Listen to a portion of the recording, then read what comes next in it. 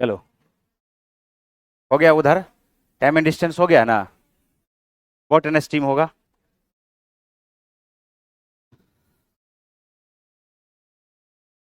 हाँ, कोई दिक्कत नहीं है, उसी में है।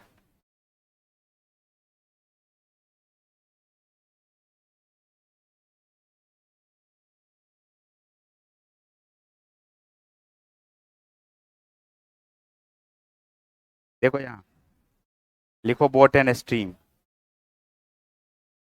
नाव एवं धारा। नाव, एक गिलास पानी लेते आना। नाव एवं धारा।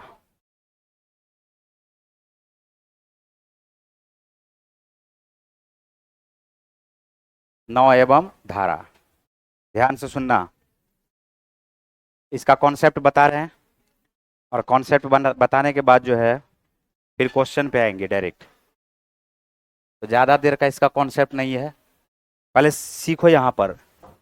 सबसे पहले तो नदी जो है या पानी कभी भी बहती है तो हमेशा डाउन स्ट्रीम में।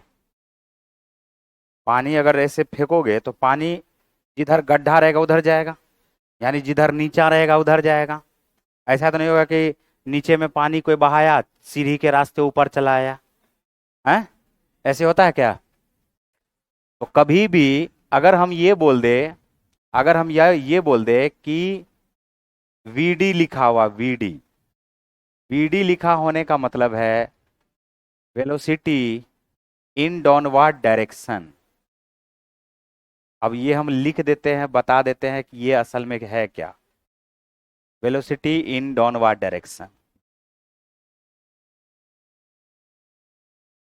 वेलोसिटी इन डाउनवर्ड डायरेक्शन, इसको हम लोग हिंदी में बोलते हैं धारा की दिशा में नाव की चाल।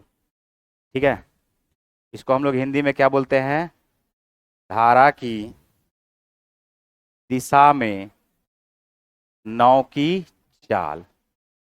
धारा की दिशा में नाव की चाल। तो यहां पर सुनना, धारा क्या करता है ना, नाव को सपोर्ट करता है। क्या करता है, एक ही दिशा में ट्रेन का स्पीड हम लोग देखते थे, रिलेटिव स्पीड घट जाता था, लेकिन इस बार जुटेगा। इस बार क्या होगा, जुटेगा। इस बार नाव उसको क्या करेगा, नाव को वो क्या करेगा, सपोर्ट करेगा। सपोर्ट करेगा तो नाव की जो चाल हो जाएगी, अगर हम नाव की चाल को बी बोले, क्या बोले, बी। नाव की चाल को क्या बोले, बी। बी का हिंदी हो जाता है, बी को हम लोग बोट बोलते हैं। क्या बोलते हैं, बोट। नाम सुने हो ना।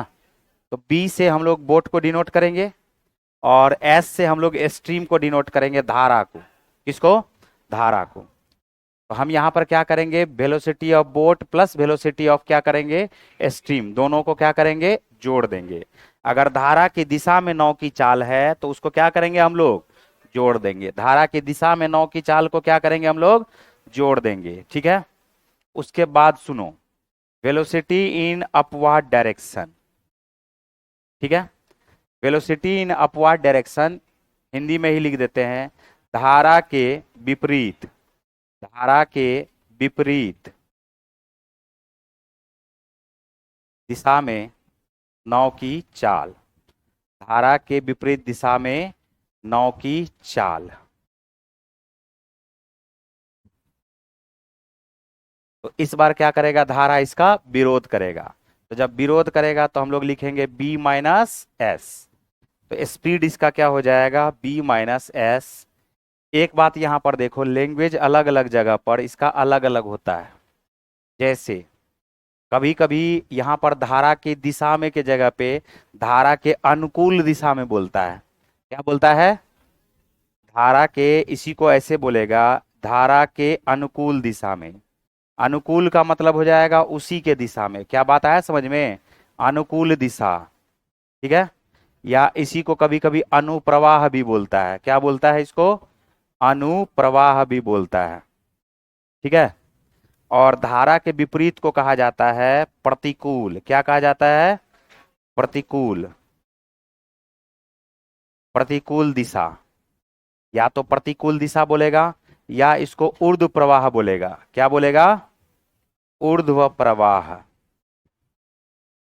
तो धारा के ऊर्ध्व प्रवाह में या धारा के विपरीत दिशा में या धारा के प्रतिकूल, सब एक ही बात है।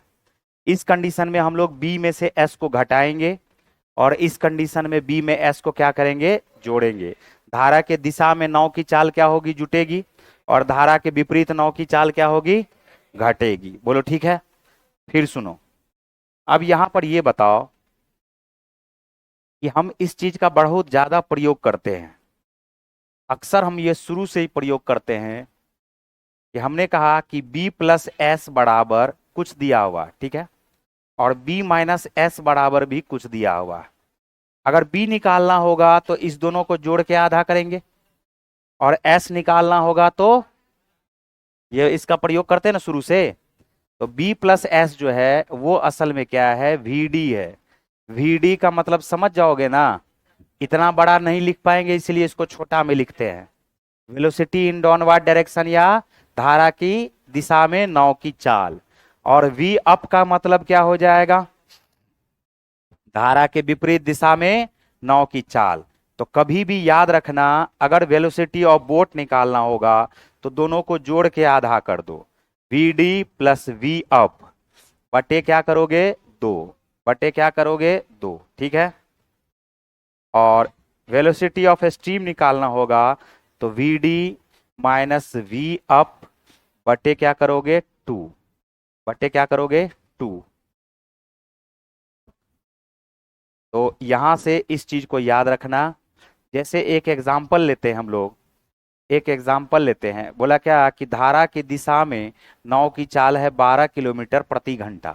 धारा की दिशा में नाव की चाल है 12 किलोमीटर प्रति घंटा, और धारा के विपरीत दिशा में नाव की चाल दे दिया है 7 किलोमीटर प्रति घंटा दे दिया है। क्वेश्चन बोला आपको निकालना है वेलोसिटी ऑफ बोट क्या होगा, और आपको निकालना है वेलोसिटी ऑफ स्ट्रीम क्या होगा। नाव की चाल निकालनी है, धारा की चाल निकालनी है। क्या करोगे? नाव की चाल निकालने के लिए दोनों को जोड़ के आधा करोगे, और धारा की चाल निकालने के लिए घटा के आधा करोगे। तो जोड़ करके आधा करोगे तो क्या करोगे? 12 प्लस 7 का आधा, 19 का आधा हो गया 9.5 किलोमीटर प्रति घंटा।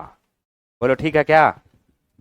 और वेलोसिटी ऑफ स्टीम अगर निकालना होगा तो 12 में से 7 गया उसका आधा, ये हो जाएगा 2.5 किलोमीटर प्रति घंटा। कुछ बात आया समझ में? बोलो आया समझ में ये? तो अब यहां पर इससे बहुत ज्यादा काम हमारा बनता है। इस चीज से अगर इसको ध्यान में रखोगे तो इस चीज से हमारा बहुत ज्यादा क्वेश्चन आसान हो जाएगा। फिर थोड़ा और आगे बढ़ते हैं, ध्यान से सुनना। अगर बोलेगा क्या कि धारा के विपरीत गया, धारा के साथ गया, एक और नेक्स्ट पॉइंट पे आ रहे हैं। बोला गया क्या कि धारा के साथ 35 किलोमीटर गया, धारा के साथ x किलोमीटर गया, धारा के साथ x किलोमीटर, तथा धारा के विपरीत, धारा के विपरीत y किलोमीटर गया, y किलोमीटर गया, तो कुल t आवर लगा, कुल t घंटा लगा।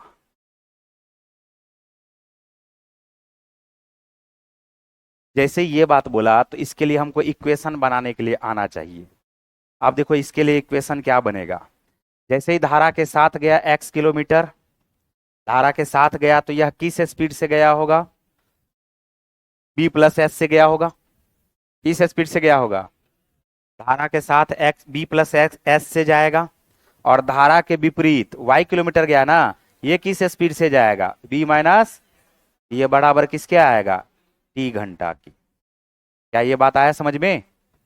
कभी भी बोलेगा धारा के साथ गया तो x किलोमीटर धारा के साथ गया तो हम बोलेंगे x बटे बी प्लस एस, ये टाइम निकलेगा। फिर धारा के विपरीत आया y बटे b minus s, total time क्या हो जाएगा? दोनों को जोड़ देंगे तो टाइम आ जाएगा। क्या ये बात आया समझ में? चलो अब इसको लिखना शुरू करो और डायरेक्ट अब आएंगे हम लोग क्वेश्चन पे।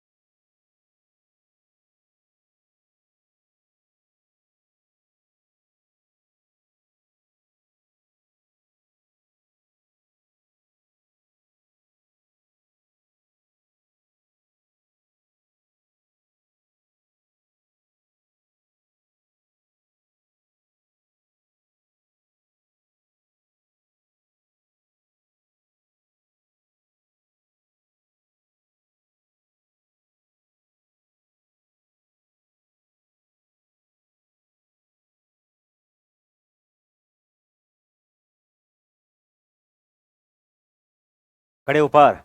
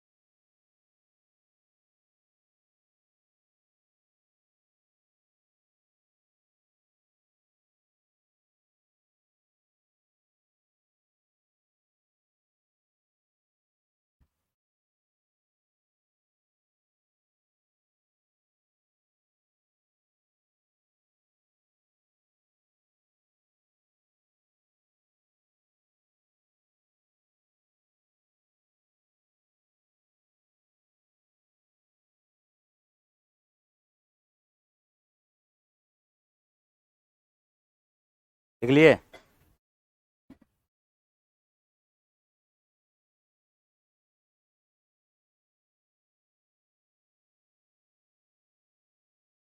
इधर करें।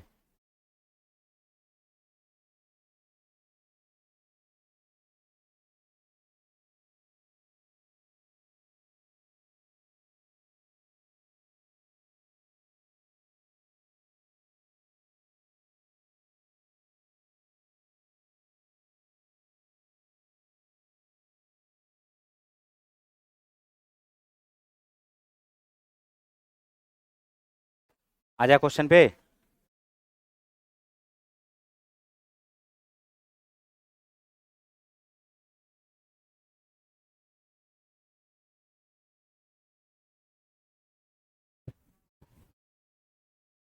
क्वेश्चन,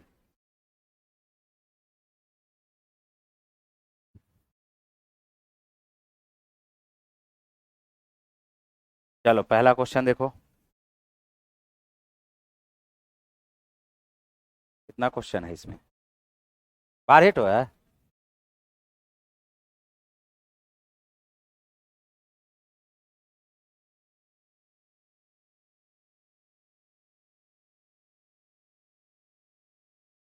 देखो यहाँ क्वेश्चन, देखो यहाँ पर एक नाविक धारा के अनुकूल 1 घंटे में 12 किलोमीटर की दूरी तय करता है। धारा की चाल है 2.4 किलोमीटर प्रति घंटा। तो शांत जल में नाव की चाल ज्ञात करें। इसमें तो कुछ है ही नहीं। धारा के अनुकूल 1 घंटे में 12 किलोमीटर, धारा के अनुकूल अभी अभी लिखाए थे ना। धारा के अनुकूल नाव का चाल होता है B+S, यही होता है ना। तो धारा के अनुकूल यह 12 किलोमीटर प्रति घंटा है, 12 किलोमीटर प्रति घंटा है। नाव की चाल हमें निकालनी है और धारा की चाल हमें दिया हुआ है 2.4 किलोमीटर। तो शांत जल में नाव की चाल निकालने के लिए 12 में से हमें क्या करना पड़ेगा? 2.4 को घटाना पड़ेगा। तो उत्तर आ गया 9.6 kilometre per hour. Option number C. लिखो।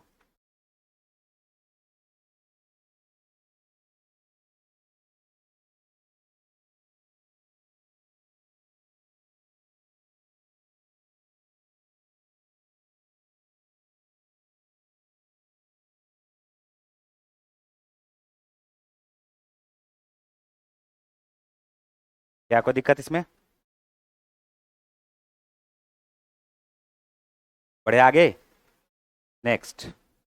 एक नाविक धारा की दिशा में 48 किलोमीटर की दूरी 4 घंटे में तथा धारा के विपरीत उतनी ही दूरी 12 घंटे में तय करता है। नाव की चाल शांत जल में तथा धारा की चाल ज्ञात करे। दोनों ज्ञात करना है।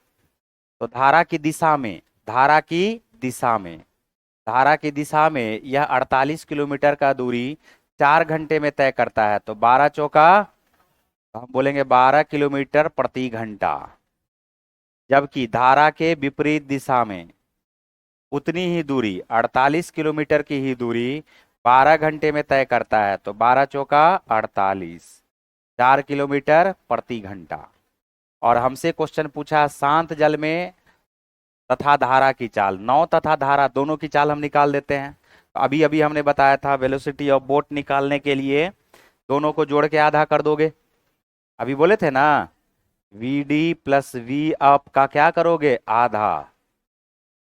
और वेलोसिटी ऑफ स्टीम निकालने के लिए घटा के क्या कर दोगे? आधा। इस दोनों को जोड़ोगे तो 12 4 16, 16 का आधा 8, 12 में से 4 गया 8, 8 का आधा 4। तो ये उसका उत्तर जो भी हो, ये दोनों उत्तर आ जाएगा इसका। क्या? 8 किलोमीटर प्रति घंटा और 4 किलोमीटर प्रति घंटा।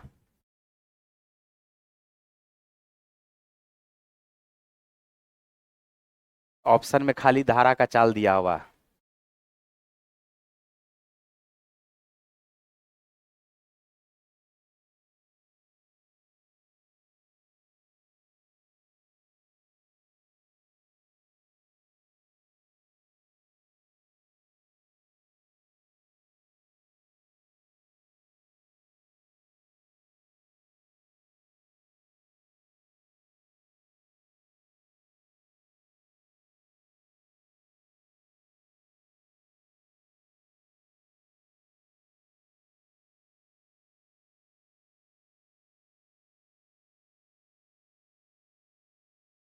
क्या इसमें कोई दिक्कत?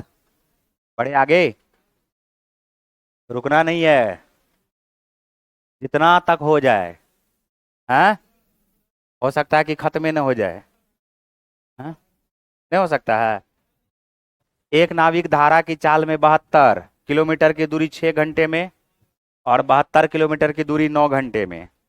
12 छा के 72, 12 आया। 9 अठे 72, 8 आया। 12 8 20 का आधा 10 होगा। 20 का आधा क्या होगा? 10। और 12 में से 8 गया 4, 4 का आधा 2 होगा। ये निकल गया। क्या ये बात समझ में आया? वेलोसिटी इन डाउनवर्ड डायरेक्शन इतना लिखने का जरूरत नहीं है, एक बार पहले अगर समझ गए तो देखो 72 किलोमीटर जाएगा 6 घंटा में। तो क्या यह 12 किलोमीटर प्रति घंटा आया?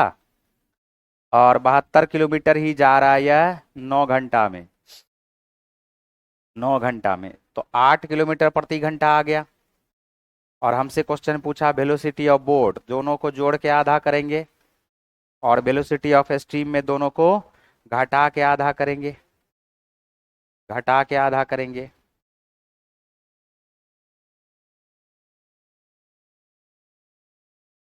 इसको भी नहीं लिखना होता है, ध्यान से सुनो। इसको भी नहीं लिखना होता, गौर से सुनना। जब भी किसी दो संख्या को जोड़ के आधा करते हैं तो हमेशा उसका बीच वाला नंबर आता है। हमेशा उसका 10 और 20 के बीच में कौन सा संख्या? 1 और 3 के बीच में कौन सा संख्या है? दोनों को जोड़ के आधा करो तो ये आया ना। 5 और 10 के, हम बोले 10 और 20 के बीच में 15 होता है ना। दोनों को जोड़ के आधा करो तो हम जैसे 12 देखे 8 देखे, बीच वाला संख्या 10 होगा। बीच वाला संख्या क्या होगा? 8 2, 8 2 10, 10 2 12, तो 2 हो जाएगा इसका स्ट्रीम का। ये समझे हम क्या बोल रहे हैं?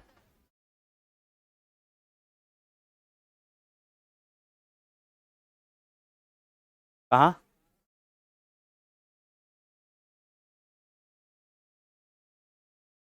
ये आ जाएगा 2। ठीक है। क्या?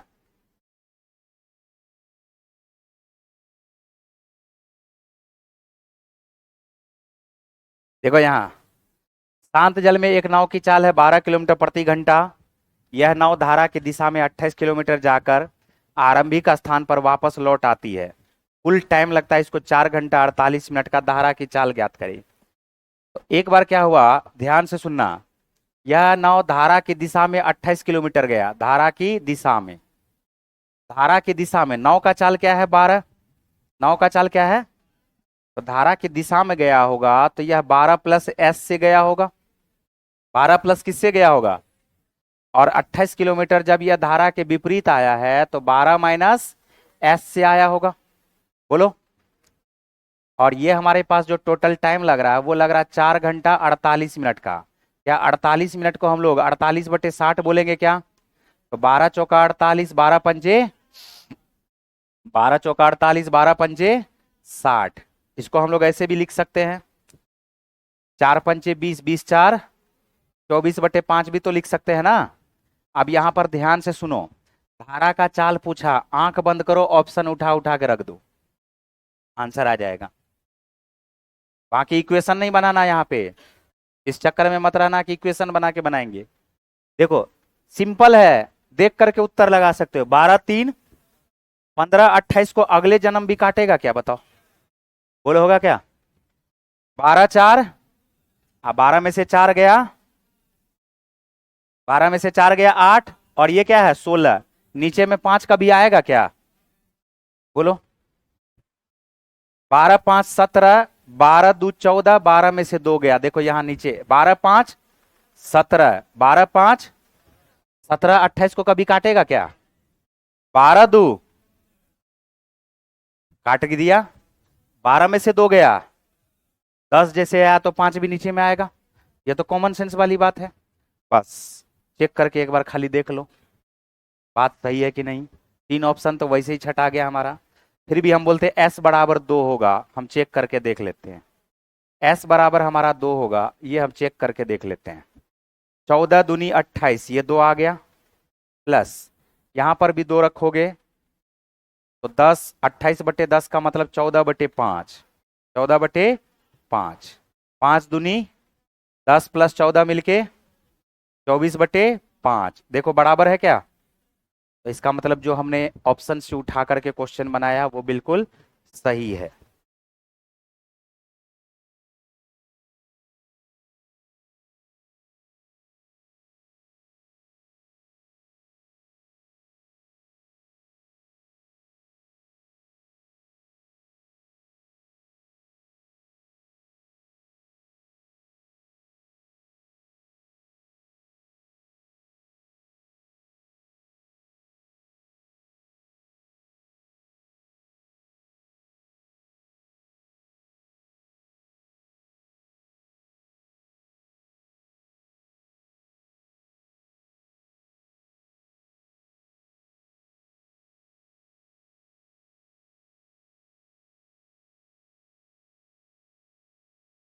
ठीक है, बढ़े आगे।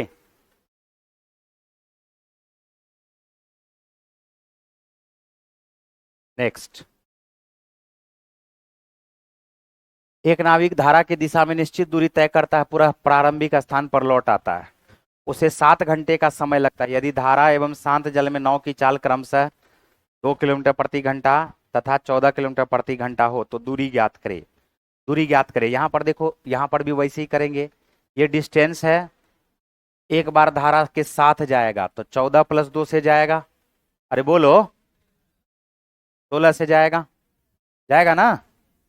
एक बार 14 + 2 से जाएगा तो 16 से जाएगा, 14 + 2 से जाएगा तो 16 से जाएगा। और एक बार इसी डिस्टेंस को 14 - 2 से आएगा तो 12 से जाएगा। यहाँ पर ये टोटल इसको कितने घंटे का लग रहा है? अब यहाँ पर कुछ मत करो, ऑप्शन उठाओ, आंसर लगाओ। ये क्या है 14 2, ये क्या है 12, 12 16 से कटने वाला कौन सा संख्या? उत्तर। बात आया समझ में? हम यहाँ पर 48 रख के चेक करके दिखते हैं, क्या ये 48/16 है क्या? 3 घंटा लगा। क्या ये 48/12 है क्या? 4 घंटा लगा। तो 3 में 4 को जोड़ देंगे, उत्तर क्या आ जाएगा? 7 घंटा। यानी ऑप्शन नंबर ए हमारा बिल्कुल सही है।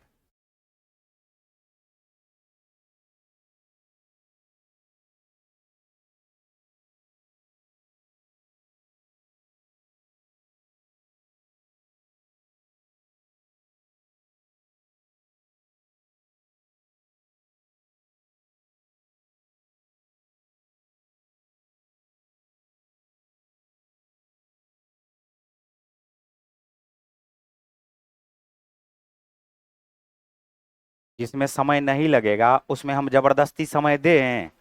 नहीं नहीं, बोलो अगर दे तो। देखो आ गया एगो कमेंट, ला आप तो ऐसे पढ़ा रहे जैसे लग रहा कल ही एग्जाम है। जो भी हो देखो यहाँ पर। हाँ, कोई होगा तुम्हारे ही बीच से है। काजल तो नहीं है, काजल पढ़ के पास कर गई है। देखो इधर, अरे इसमें कहीं समय जबरदस्ती दे हैं? नहीं तो हम बैठ जाते आराम से। उतारो, मास्टर साहब तरह पढ़ाना शुरू करें हम। पान खा करके 4 बार थूकते हैं। लाओ एक खैनी लटाओ, मास्टर साहब एक खैनी लगाइए, मास्टरनी साहब थोड़ा सा ऊन बुन के दीजिए स्वेटर। हैं? वैसे पढ़ाएं? अब हम क्या करें बताओ, जल्दी जल्दी बन गया तो इसमें हम क्या करें? क्या करें इसमें? जबरदस्ती टाइम लगाएं? फिर से बोलोगे तो बता दे। हम सोचे हुए थे आज खत्म करेंगे। हाँ, तो तुमको क्या लगता है ये फाउंडेशन खत्म कर लेने से कल एग्जाम पास कर जाएगा? फाउंडेशन खत्म कर लेने से एग्जाम पास कर जाएगा जी? फाउंडेशन खत्म करने के बाद 1000 चीज है करने के लिए। फाउंडेशन तो सिर्फ इसलिए पढ़ा जाता है कि हमारा कॉन्सेप्ट एक बार क्लियर हो गया। अब प्रैक्टिस करो, रगड़ के प्रैक्टिस करो, जितना प्रैक्टिस उतना फायदा। फाउंडेशन से थोड़ी निकल जाएगा कि फाउंडेशन खत्म हुआ और कल एग्जाम दे करके कोई पास कर जाएगा। अगर ऐसा है तो बताओ। फाउंडेशन खत्म एक बार, उसके बाद होता है टेस्ट सीरीज। टेस्ट देते रहो, देते रहो, देते रहो, देते रहो। उसी को कहते हैं रगड़ना। मैथमेटिक्स रगड़ो, चाहे जो भी सब्जेक्ट है। तो एक बार पूरा पढ़ने के बाद कॉन्सेप्ट होता है क्लियर, फाउंडेशन। और फाउंडेशन से कभी भी तुम्हारा डायरेक्ट एग्जाम में रिजल्ट नहीं आएगा। फाउंडेशन के बाद पढ़ना होता फिर से पढ़ने का मतलब जो कॉन्सेप्ट उधर खत्म किए हैं तो उसको फिर से पढ़ेंगे 50 बार 100 बार रिवाइज करना पड़ेगा जिंदगी में पढ़ने के दौरान। बात है समझ में? तब जाकर के पकड़ में आएगा। ये तो एक बार पढ़े या तुमको लग रहा है कल एग्जाम है? हैं? परसों भी एग्जाम नहीं निकलेगा अभी। देखो इधर, एक नाव धारा की दिशा में 24 किलोमीटर जाकर आरंभिक स्थान पर लौट आती है। अब इसको कुल 7 घंटे लगे। धारा की चाल है 1 किलोमीटर प्रति घंटा। शांत जल में नाव की चाल, इस बार नाव की चाल मिसिंग है। तो हम क्या करेंगे? 24 किलोमीटर जा रहा है B+1 से, B+ और 24 किलोमीटर ही आ रहा है B-1 से। ये नहीं हुआ? और इसको टोटल टाइम कितना लग रहा है? अब बोलोगे कि बी कैसे निकाले, तो हमको क्या बोले थे अभी? कुछ नहीं, दिमाग थोड़ा सा लगाओ। देखो यहां पर डायरेक्ट 7 होगा। कुछ नहीं समझ में आ रहा, ये देखो 7 होगा ही होगा। इसको कहते हैं पढ़ाई के दौरान प्रेजेंस ऑफ माइंड का यूज करना। ये सब छोटा छोटा क्वेश्चन है। ये 7 ही होगा आंसर, इसके अलावा कुछ हो ही नहीं सकता है। क्यों? 7 1 8 या 24, और 7 में से एक गया 6, 6 भी काट रहा है इसको, 6 भी काट रहा, 8 भी काट रहा, तो बीच में तो 7 ही होता है। बताओ। हाँ, एगो present of mind. Present of mind क्या होता है?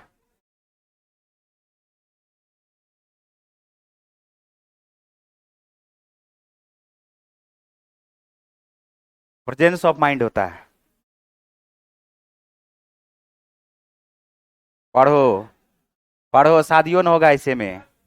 काजल कुमारी करते रह जाओगे, समझे। आएगी पूछेगी व्हाट इज योर नेम, तो बोलोगे इंग्लिश नहीं पढ़े हैं, तब ये गया, है कि ना। अभी अभी देखो, दुकान सब भी जो लोग खोलता है, एक सिंपल सा बात बता रहे हैं, उसमें पूरा एकदम लाइट से भरपूर रहता है। तुम कितना भी अच्छा चाय बना करके दे दो, दुकान तुम्हारा बेकार लग रहा दिखने में, उस पर लोग जाना पसंद नहीं करेगा। पहले तो ग्राहक पहुंचेगा तब ना, और पहले उसी से उससे पहले जो है, देखोगे टाई बूट पहन करके खड़ा है, चार गो ऐसा स्टाफ रख दो, भले ही मूर्खे क्यों नहीं हो, उसको थोड़ा सा शर्ट पैंट पहना दो, टाई पहना दो, और खड़ा कर दो ऐसे करके, लगेगा नहीं सर्विस देने वाला आदमी है, समझे। तो इंग्लिश थोड़ा बहुत आना चाहिए, ऐसे में तो तुम्हारा भड़क ये जाएगा, बर्तवार ये भड़क जाएगा, हैं? देखो इधर जल्दी से, ये हो गया उत्तर।